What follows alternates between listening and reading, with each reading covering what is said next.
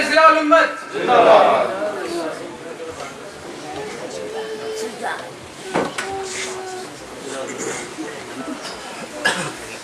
الحمد لله نحمده ونصلي ونسلم على رسوله الكريم بسم الله الرحمن الرحيم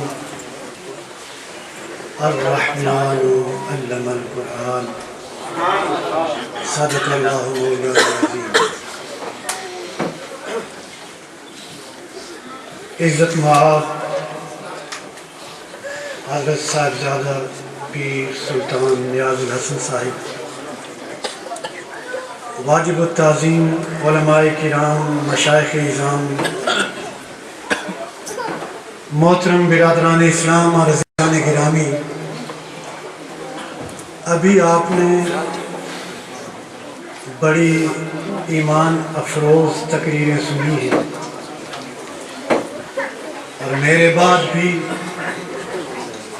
بڑے ایمان افروز خطابات آپ سننے جا رہے ہیں. میں کوئی اچھا مقرر نہیں ہوں، البتہ ایک مختصر سی دعوت فکر لے کر آیا ہوں. انداز بیاں اگرچہ بہت شوق نہیں ہے، انداز بیاں اگرچہ بہت شوق نہیں ہے، شاید کہ اتر جائے تیرے دل میں میری بات. مکرم سامعین، میں نے خطبہ سورہ الرحمن کی پہلی 2 آیات تلاوت کرنے کا شرف حاصل کیا ہے. ارشاد ہوتا ہے الرحمن علم القرآن. رحمان یعنی اللہ تعالی نے قرآن کا علم سکھایا. کس کو سکھایا؟ دوسرا مفعول یہاں ذکر نہیں ہے. مفسرین لکھتے ہیں الرحمن علم القرآن محمدا وعلمه محمد امته. اللہ نے قرآن مجید کا علم سکھایا حضرت محمد صلی اللہ علیہ وسلم کو، اور پھر حضرت محمد صلی اللہ علیہ وسلم نے قرآن کا علم اپنی امت کو سکھایا. اندازہ کرو قرآن کی عظمت کا. یہ وہ کتاب ہے جس کا سب سے پہلا معلم، جس کا سب سے پہلا استاذ کوئی مخلوق نہیں ہے، خود اللہ رب العزت. اور پھر یہ وہ کتاب ہے جس کا سب سے پہلا طالب علم کوئی عام انسان نہیں ہے، وہ حضرت محمد مصطفیٰ علیہ السلام. اس کا مطلب یہ ہے قرآن کا علم پڑھانا یہ اللہ کی سنت ہے، اور قرآن کا علم پڑھنا یہ مصطفیٰ کی سنت ہے. پھر مصطفیٰ علیہ السلام نے قرآن کے علم کا وارث امت کو بنایا. آپ نے ہجرت سے پہلے پارٹ ٹائم مدرسہ،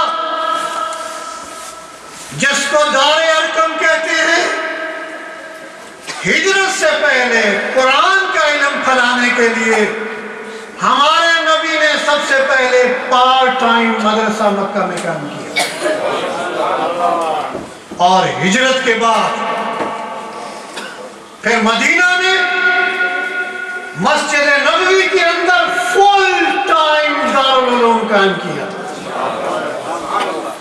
جس میں 300 سے لے کر 400 تک طالب علم رہتے تھے، جن کو اصحاب صفہ کہا جاتا ہے.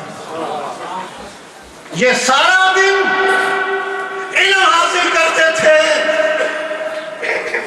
جو سارا دن علم حاصل کرتا ہے اس کے کھانے کا انتظام کون کرتا ہے؟ اس کے کپڑے کا انتظام کون کرتا ہے؟ یہ مدینہ کے لوگوں کی ذمہ داری تھی. وہ مسجد نبوی کے طالب علموں کے لیے خوراک کا انتظام کرتے تھے, لباس کا انتظام کرتے تھے. وہ اصحاب صفہ, وہ مسجد نبوی کے طالب علم کوئی معذور لوگ نہیں تھے کہ روزی نہیں کما سکتے تھے.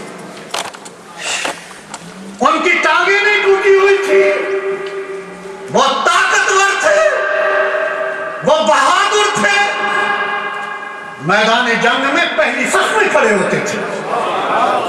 جب عمل کا زمانہ ہوتا تو مسجد نبوی میں علم حاصل کرتے. ان کی خوراک کا انتظام, ان کے لباس کا انتظام اہل مکہ کرتے تھے.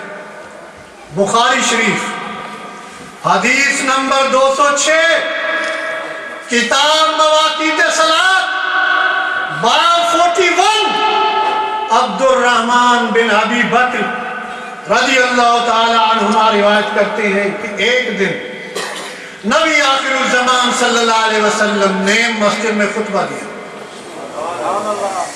اور خطبے میں کیا ارشاد فرمایا؟